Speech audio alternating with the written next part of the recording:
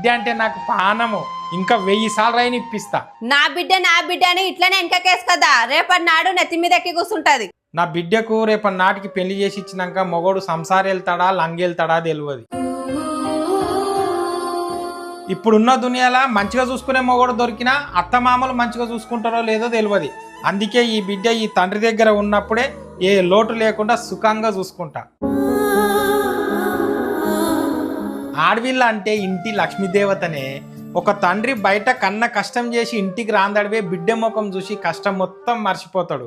బిడ్డ ముఖం చూస్తే ఏదో తెలియని ఆనందమే. ఇప్పుడున్న జనరేషన్కు కొంచెం పెద్దగా కాందడివే ప్రేమ దోమ అంటున్నారు. వాడు వచ్చేటోడు ఎసుంటోడు వస్తాడో తెలియదు, ఏ ఊరోడు వస్తాడో కూడా తెలియదు. అందుకే ఈ బిడ్డ ఈ తండ్రి దగ్గర ఉన్నన్ని రోజులు, ఈ తండ్రి కంఠంలో పానం ఉన్నన్ని రోజులు సంతోషంగా ఏ లోటు లేకుండా చూసుకుంటా. పెళ్ళైన తర్వాత తల